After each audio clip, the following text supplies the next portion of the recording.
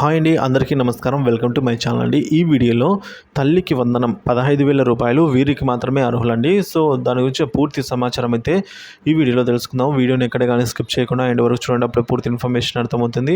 అలాగే వీడియోకి ఒక లైక్ చేయండి ఫ్రెండ్స్. వీడియోలోకి అయితే వెళ్ళిపోదాం.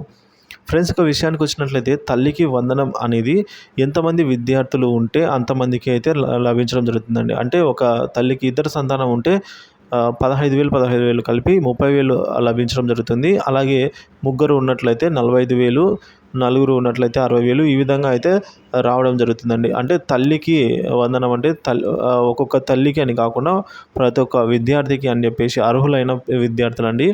సో ఇందులో విద్యార్థులకు సంబంధించి అర్హత కూడా అయితే ఉంటుంది. ఖచ్చితంగా 75% హాజరు పర్సెంట్ అయితే ఉండాలి. అలాగే రైస్ కార్డు కలిగి ఉండాలండి. బీపీఎల్ రైస్ కార్డ్ అయితే కలిగి ఉండాలి. ఇక్కడ కొంతమంది తల్లి ఒక రైస్ కార్డ్‌లో, పిల్లలు ఒక రైస్ కార్డ్‌లో ఉన్నప్పుడు వర్కౌట్ అవుతుందా అంటే అట్లయితే వర్కౌట్ అవ్వదండి. సో ఆ విధంగా ఉంటే రాదు.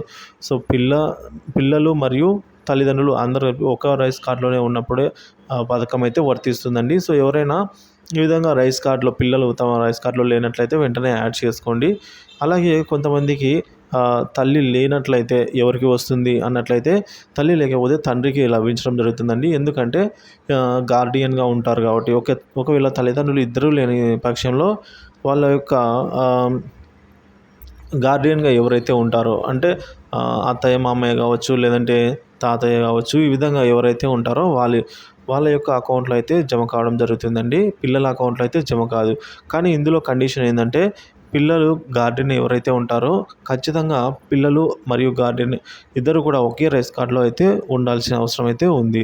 సో ఈ విధంగా 1వ తరగతి నుంచి 12వ తరగతి వరకు కూడా ప్రతి ఒక్కరికి అర్హులైన పేద విద్యార్థులందరికీ కూడా తల్లికి వందనం అయితే లభిస్తుందండి. సో దీనికి సంబంధించి మనకు అప్లికేషన్ వచ్చేసి మనకు జనవరిలో స్టార్ట్ అవుతుంది. సో కాబట్టి ఎందుకంటే 75% హాజరు పర్సెంట్ చూడాలి కాబట్టి ఈ గడిచిన 75% రోజుల వరకు అయితే చూస్తారండి. అంటే జనవరి వరకు చూస్తారు.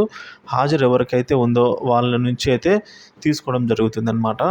సో మనకైతే ఈ అప్లికేషన్ జనవరిలో ఉండొచ్చు కాబట్టి ఈ టైంలోనే ఏమైనా మార్పులు చేర్పులు ఉంటే చేసుకోవాల్సిన అవసరం అయితే ఉందండి. సో కాబట్టి తల్లికి వందనం కింద 15,000 రూపాయలు తప్పకుండా ప్రతి ఒక్క విద్యార్థికి రావడం జరుగుతుంది. అయితే అది అమౌంట్ అనేది తల్లిదండ్రుల అంటే తల్లి అకౌంట్‌లో అయితే పడడం జరుగుతుందండి. జమ అవ్వడం జరుగుతుంది. సో ఇది తల్లికి వందనం సంబంధించి ఇప్పటివరకు ఉన్న తాజా సమాచారం అండి. సో వీడియో నచ్చినట్లయితే లైక్ చేయండి, షేర్ చేయండి. ఏమైనా డౌట్స్ ఉంటే దయచేసి కామెంట్ ద్వారా తెలియజేయండి. Thank you for watching this video.